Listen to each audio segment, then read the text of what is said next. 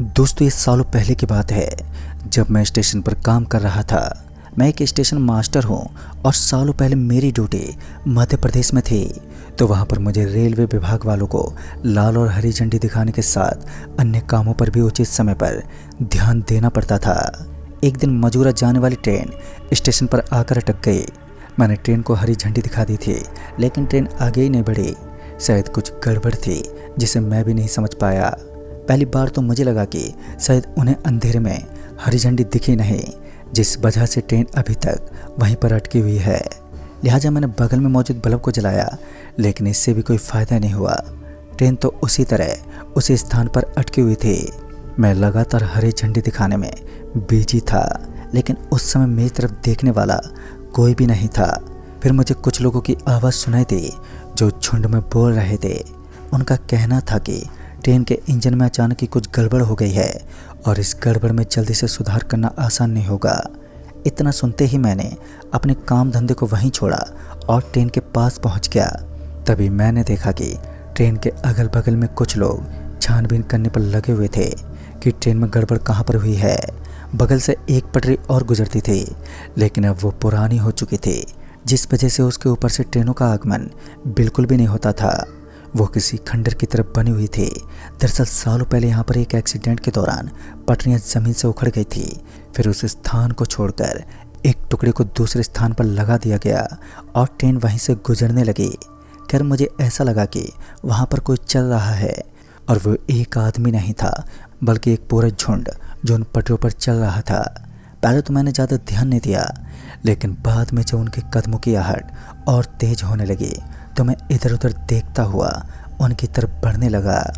इसी बीच loco pilot मुझे आवाज़ देते हुए कहने लगा, अरे सम्राट भैया ज़रा इधर आना, हम मिलकर ट्रेन की समस्या की तलाश करेंगे, शायद आसपास कोई गड़बड़ हो। फिर क्या था, मैं ट्रेन के लोको पायलट के साथ मिलकर ट्रेन की जांच करने लगा। एक तरफ मैं और लोको पायलट थे तो दूसरी तरफ उस ट्रेन का टीटी भी ट्रेन की समस्या को देखने में जुटा हुआ था।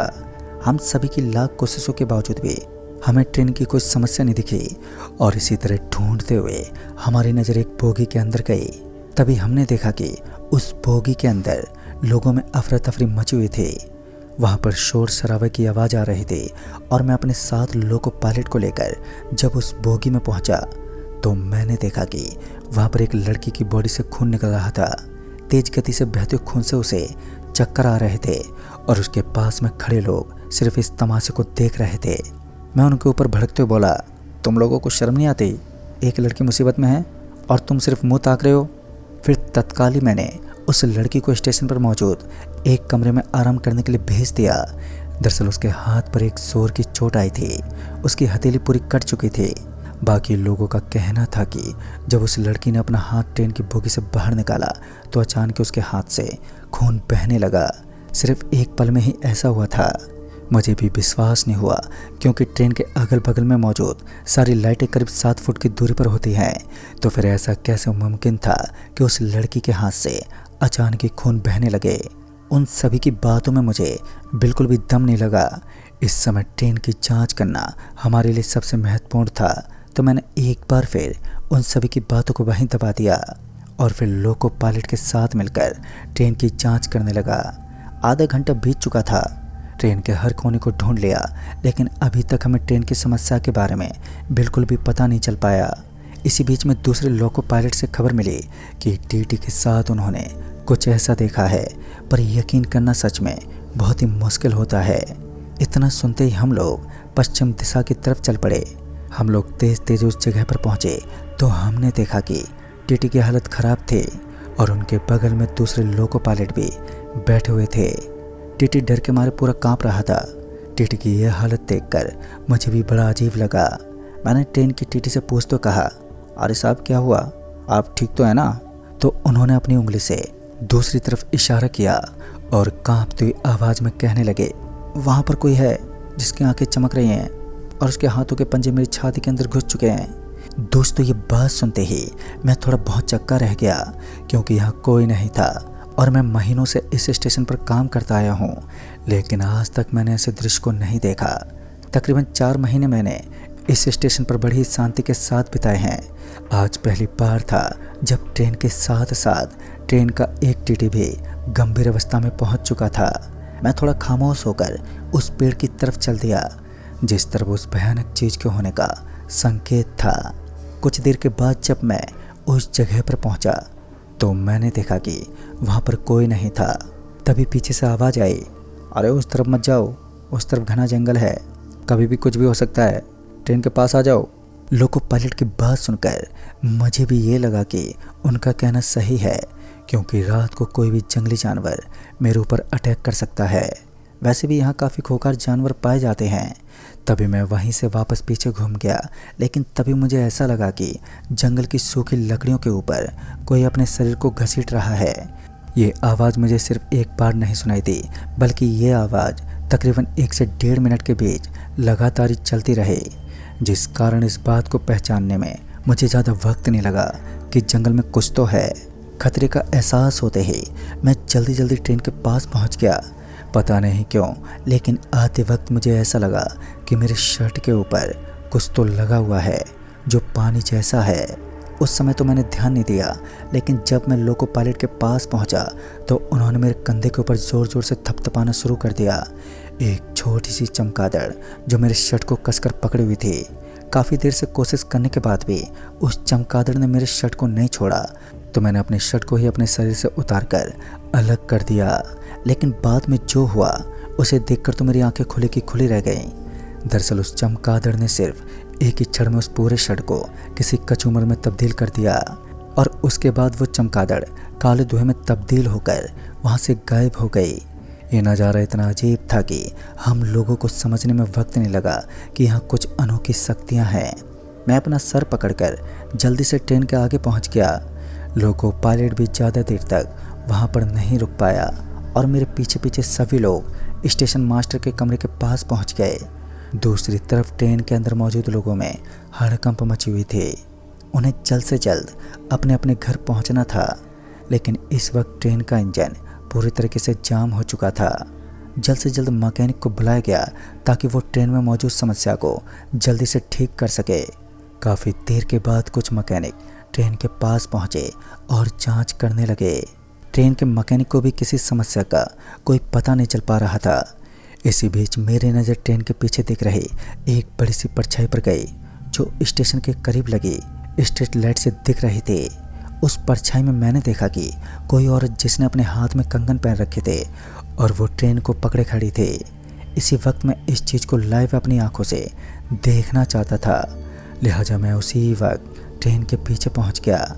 लेकिन ये क्या, ट्रेन के पीछे का सुपड़ा एकदम साफ था, चारों तरफ कोई नहीं था, लेकिन वो परछाई कहाँ गई जो कुछ देर पहले दिख रही थी।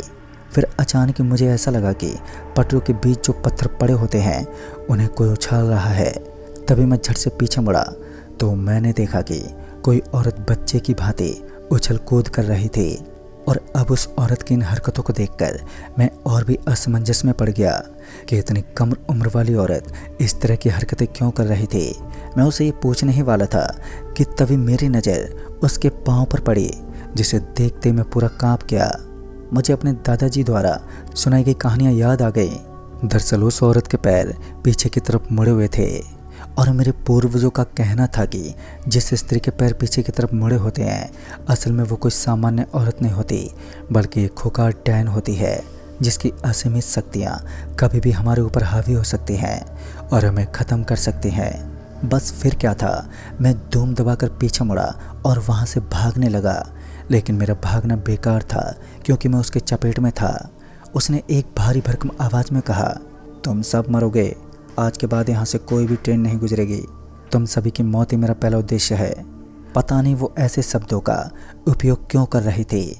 मैंने एक हल्की सी आवाज़ में डरते हुए कहा, लेकिन यहाँ के लोगों ने आखिर तुम्हारा बिगाड़ा क्या है और तुम कौन हो? मेरी इस बात को सुनते ही उसका चेहरा गुस्से से लाल हो गया। उसने मेरी तरफ देखा और अपने दांतों को आपस में टकराते हुए बोली, भूल गए, कुछ ही हफ्तों पहले कुछ लोगों ने मिलकर मेरे साथ बलात्कार किया था और तुम में से किसी ने मेरी मदद भी नहीं की थी। तुम लोग सिर्फ मजाक बनाने के हकदार हो, बाकी तुम लोगों से कुछ नहीं होता। तुम्हें मर्द कहने और सुनने का कोई हक नहीं है। उस औरत की बातें मेरे दिल तक पहुंच रही थी। जहां एक तरफ मैं कांप रहा था तो दूसरी तरफ एक दर्द भी था, क्योंकि मैं इससे पहले अनजान था कि स्टेशन पर हुआ क्या था। वाकई किसी भी औरत को परेशान करना एक जुर्म होता है, लेकिन वही जुर्म खौफ का कारण कब बन जाए पता ही नहीं चलता। और उस औरत की बातों में दर्द के साथ साथ दहशत भी छुपी हुई थी। मैं उस औरत की बातों को अच्छे से समझ रहा था, लेकिन दूसरी ओर वो मुझे मारने पर पूरी तरह से तुली हुई थी। मैं उसके सामने हाथ जोड़ते बोला, मुझे इसके बारे में कुछ भी नहीं मालूम है। सच में एक भूत से बातें करके बहुत ही अजीब फील होता है। मैं बड़ा ही बदकिस्मत इंसान था जो सिर्फ एक परछाई की वजह से ट्रेन के आखिर तक पहुंच गया। और अब तो ये भी कंफर्म था कि ट्रेन ना चलने का मात्र एक ही कारण है, और वो है इस औरत का दहशत भरा रूप, जिसकी वजह से ट्रेन भी जाम हो चुकी है।